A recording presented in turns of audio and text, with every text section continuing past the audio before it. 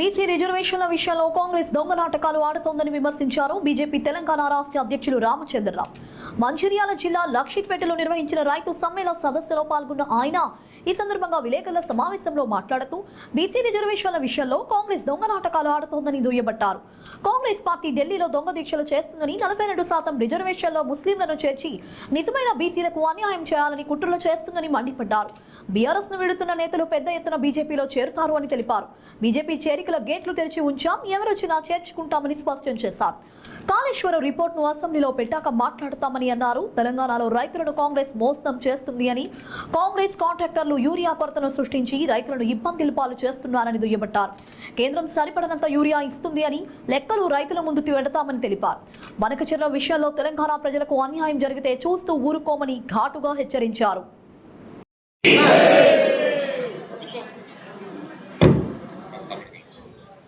జై శ్రీరామ్, జై శ్రీరామ్. ఇచ్చేసినటువంటి గౌరవనీయులు రాష్ట్ర శాఖ బీజేపీ అధ్యక్షులైనటువంటి రామచంద్రరావు గారికి, అదే విధంగా వేదిక మీద ఉన్నటువంటి గౌరవనీయులు మన శాసన మండలి సభ్యులు చిన్నమాయిల అంజిరెడ్డి గారికి,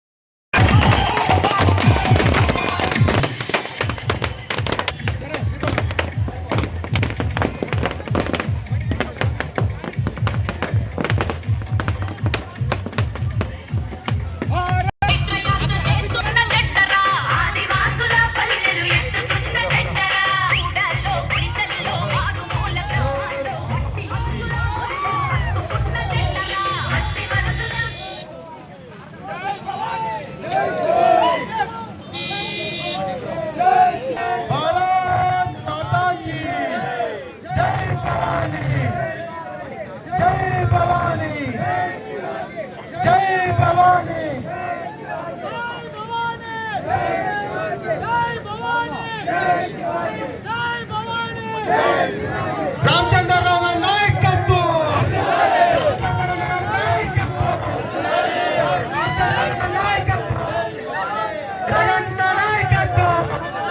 రామచంద్రరావు గారి నాయకత్వం,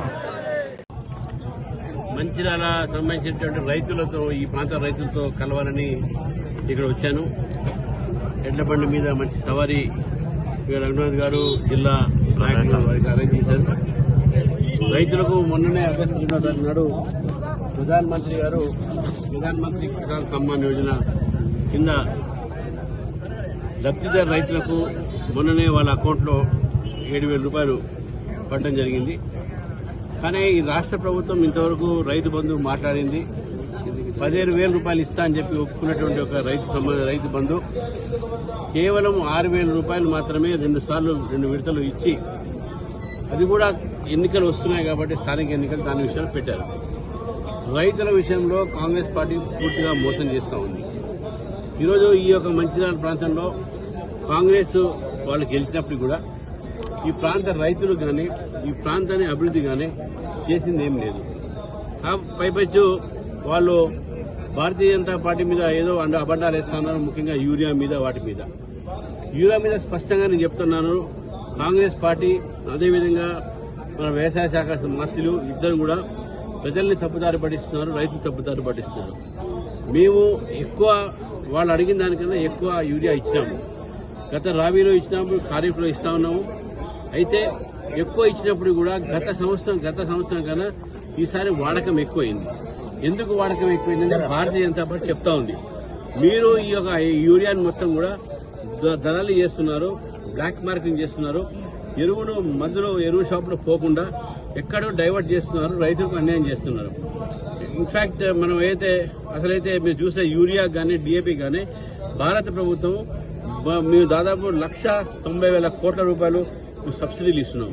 యూరియా 500 కూడా వీళ్ళు కొంటే 2,000 రూపాయలు సబ్సిడీ భారత ప్రభుత్వం ఇస్తుంది. కాబట్టి రైతులకు మేలు ఈరోజు చేస్తున్నది భారత ప్రభుత్వం, నరేంద్ర మోదీ గారి ప్రభుత్వం మాత్రమే. రేవంత్ రెడ్డి గారి ప్రభుత్వం రైతులతో చెలగాటమాడుతుంది, మోసం చేస్తుందని చెప్పేసి భారతీయ జనతా పార్టీ భావిస్తుంది.